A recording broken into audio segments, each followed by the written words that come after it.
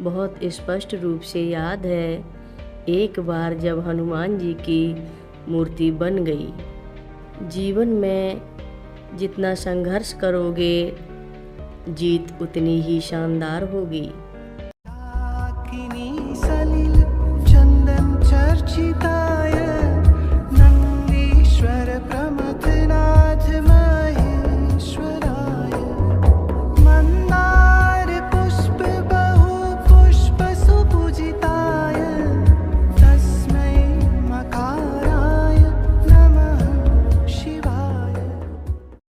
रक्षा सूत्र चैनल पर सभी भक्तों का स्वागत है।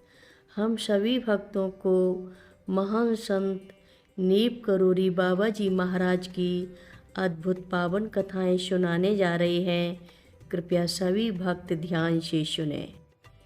मेरी जिंदगी के सबसे भयानक पुनर्वसन के 2 महीने बिताए, जहां मैंने अपनी पत्नी को याद किया और रोया और बहुत दुख महसूस किया।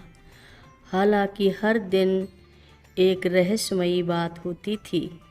जैसे ही मैं उठता था, मैंने अपनी डायरी में हर रोज़ नीप करोरी बाबा जी का शब्द लिखे देखे थे।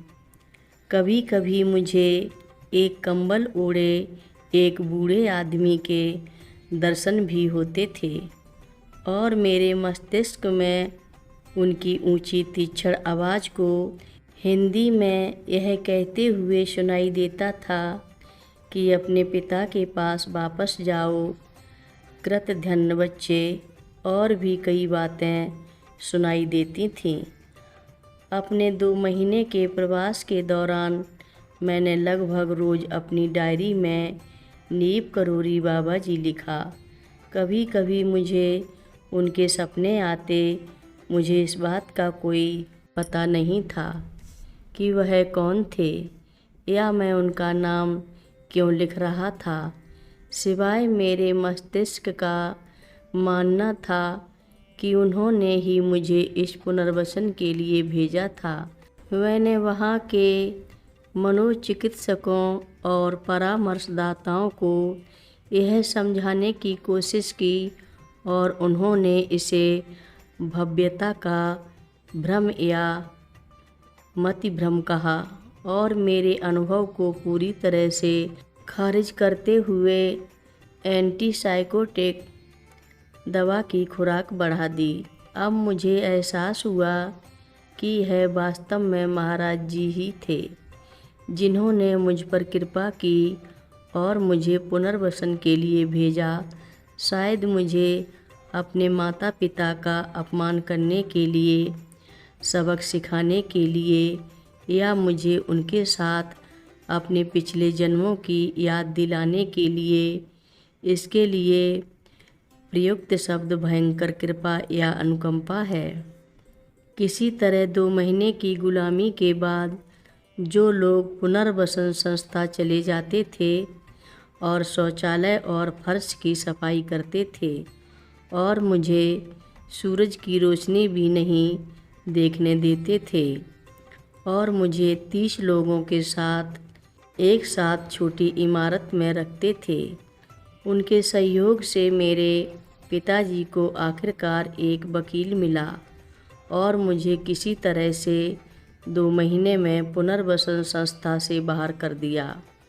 हालांकि मेरी माँ चाहती थी कि मैं इस संस्था में अधिक समय तक रहूं।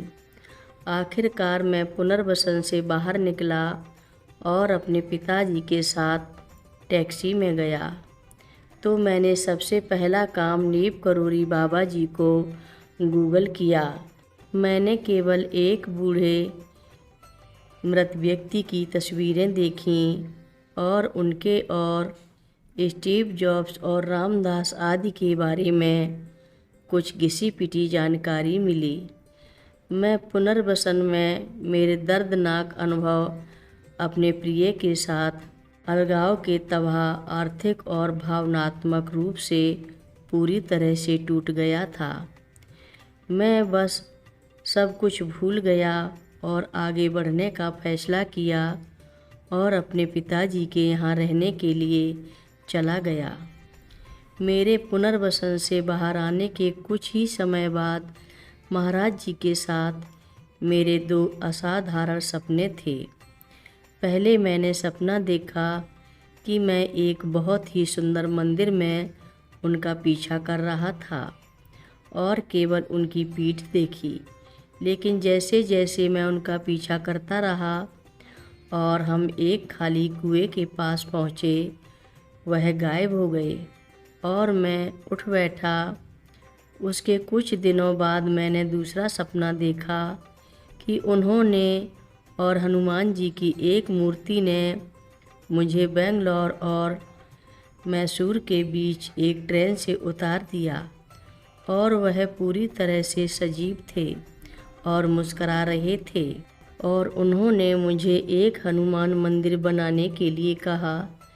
मैंने उन्हें यह कहते हुए उत्तर दिया कि मुझे नहीं पता कि हनुमान मंदिर कैसे बनाते हैं, क्योंकि मैं एक डीजे था।